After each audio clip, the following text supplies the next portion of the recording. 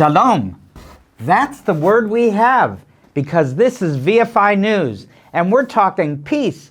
Yeah, that's what it's all about. But late breaking news is that Red Army loses 40,000 troops. Total number of Russian soldiers killed, injured, or captured in just 4 weeks, according to Nato, shows a toll on Vladimir Putin's Ukraine invasion is hitting its morale. I even heard that some tank driver ran over the lieutenant colonel or something like that. And this is VFI News. So let's go for it. What really happened in these late-breaking headlines is that an official yesterday said that the number of Russians killed is between 7,000 and 15,000. Now, the Ukrainians say well over 15,000. Adding in the wounded and those held prisoner takes the figure of soldiers taken out of the campaign to between 30 to 40,000, he suggested. And that means that out of 190,000 that Putin's Russian Federation army sent, that's a big, devastating amount of people. Let's go on, because other people's lives are really being devastated by this conflict between Ukraine and the Russian Federation. A Holocaust survivor who went through 4 concentration camps, can you imagine that, was killed in Ukraine by Russian artillery strikes. A 96-year-old man who survived the Nazi death camps was killed last Friday when his home in Kharkiv, Ukraine, came under Russian attack. His name is Boris Romanenko, and it's so sad to see that he goes through the tragedy and the horrors of World War II and the Holocaust and the concentration camps only to be hit by the Russian missiles themselves. The mayor of Lvov, Ukraine, mourned Romanenko in a Telegram post.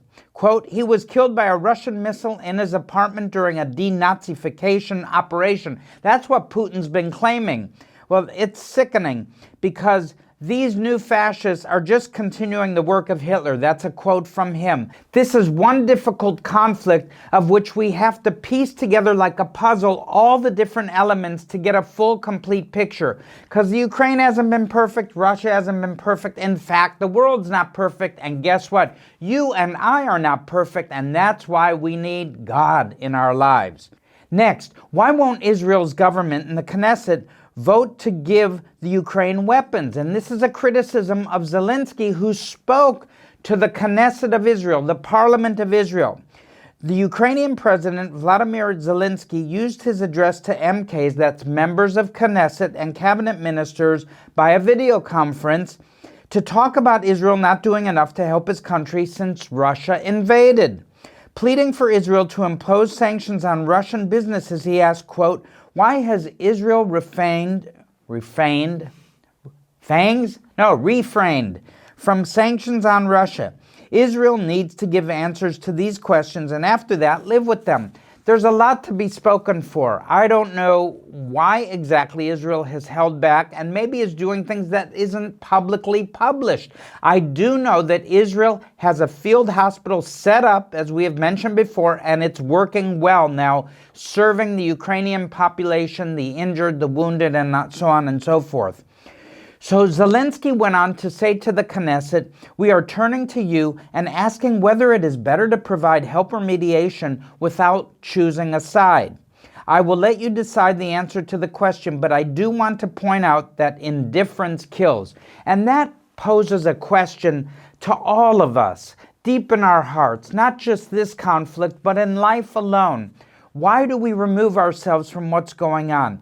We need to be proactive and pro-involved, and we need to choose between good and evil in this day and age.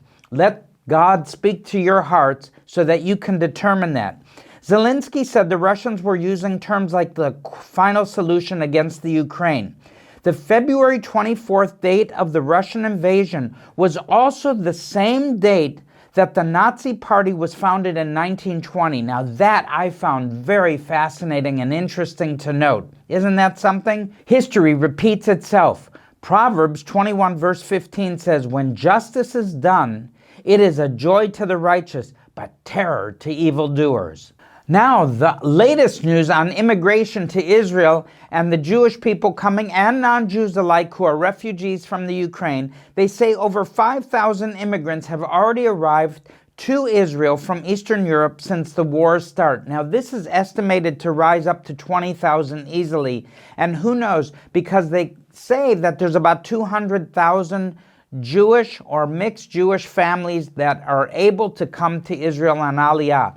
You know, it was Yitzhak Rabin, the former prime minister of Israel, said, we would never have to give back Judea or Samaria if another 1 million Jews came and immigrated to Israel. Well, we're well on the way to doing that ever since he was in power. And so I just believe that this is still a fulfillment of Bible prophecy. More than 5,000 new immigrants from the Ukraine and its environs have arrived in Israel. According to the ministry, some 60 to 65% of the 5,070 immigrants, around 3,000 people that arrived in Israel as of the last week from the Ukraine, the rest were from Russia and Belarus. Yes, there are more Jews leaving Russia and the country called Belarus just north of the Ukraine. President Isaac Herzog and his wife, Michal, went to the Caesar Hotel in Jerusalem to greet many of them. And I love this new president. I think he's doing a great job so far. The UN estimates that more than 3 million Ukrainians have fled across the border since the war began on February 24th. So we have a lot of new guests coming into the country, and so we need to welcome them, the strangers and the immigrants, and do our best to take care of them. And that's what Vision for Israel is seeking to do every week, all the time, to widows, to orphans, to the elderly, and to those coming in as new immigrants or refugees into this nation. Now we go on just to let you know that Bati and I, one of our favorite songs called Go Through the Gates, from the verse of Isaiah 62 verse 10, is up there at YouTube, yes, at the Barry and Batia Siegel site at YouTube and at our website called barryandbatiasiegel.com. And we just want you to know this is a great song, Go Through the Gates. That's right, go through the gates, people. We believe in the God of the breakthroughs. So we want to encourage you to hit the link as you see this at VFI News and just sing with us, please. We'd love that.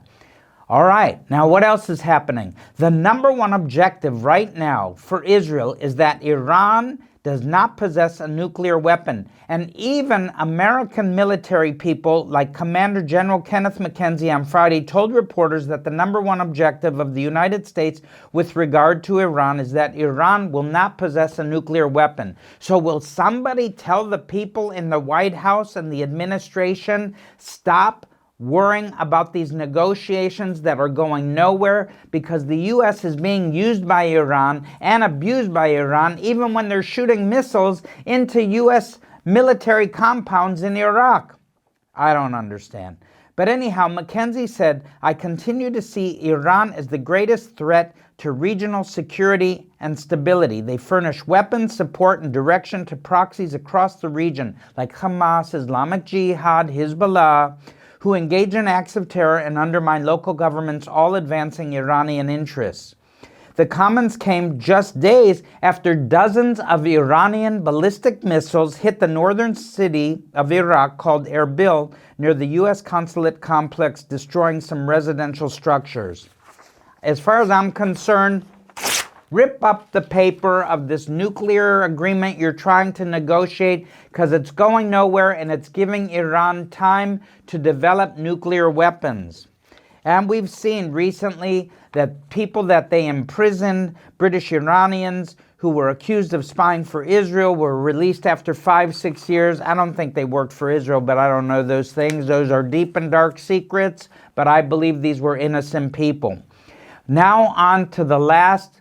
No, not the last, but maybe the last, or maybe in between the last. You sit there and don't fall out a window while I'm sharing with all of you at VFI News. In fact, I'd like to have you engage with me, write your comments every week, ask me questions, and ask me what you would like to hear about more and more at VFI News.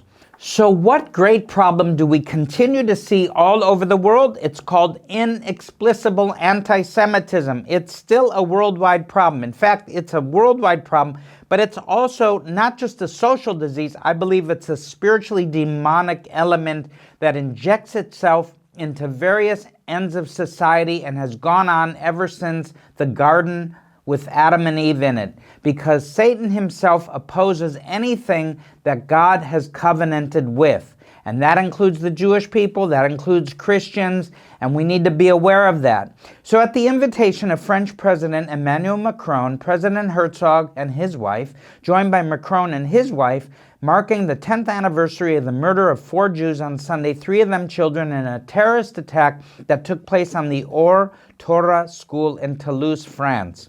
Soon after arriving in Toulouse, following a wreath-laying ceremony, the Herzogs and the Macrons, together with former presidents of France, visited the Or Torah school and met with the families of the victims after having previously met with the teachers and students who had been at the school at the time of the attack.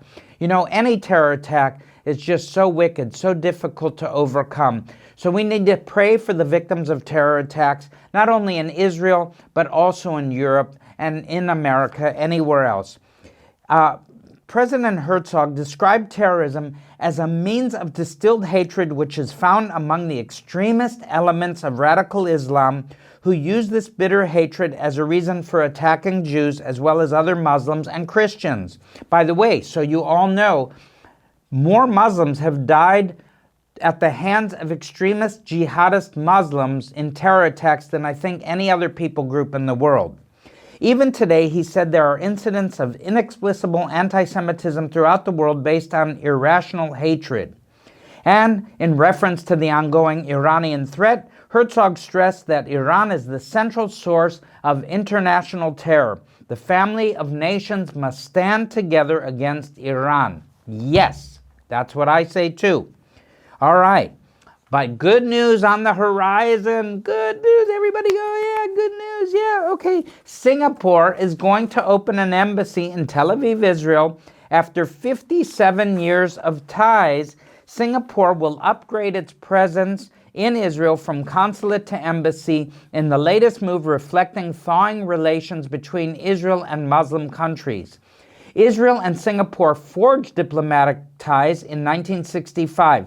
But because of Singapore's neighbors, which are Muslim, there was a little bit of concern and fear, but they're overcoming that with the Abrahamic Accords. This is good news. And this is going to also open up other nations around them. So I just want to tell you, since the launch of the Abrahamic Accords, not only has Israel normalized ties with the United Arab Emirates, Sudan, Morocco, and Bahrain, it has improved existing diplomatic relations with Egypt, Jordan, and Turkey. And you know, it's wonderful because we were just in Dubai, the United Arab Emirates, and we were so welcomed as Israelis. And last but not least, this free extra, no-charge article of information for all of you, late breaking also, Israeli Knesset members made their first official visit to Indonesia. Guess what? I was there before you. Yeah, that's right.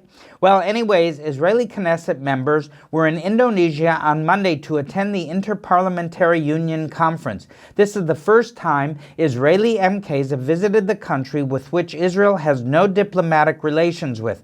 In fact, Israeli flags were on display in Nusa Dua, Bali, alongside those of another 196 countries, including Arab countries who were also in attendance.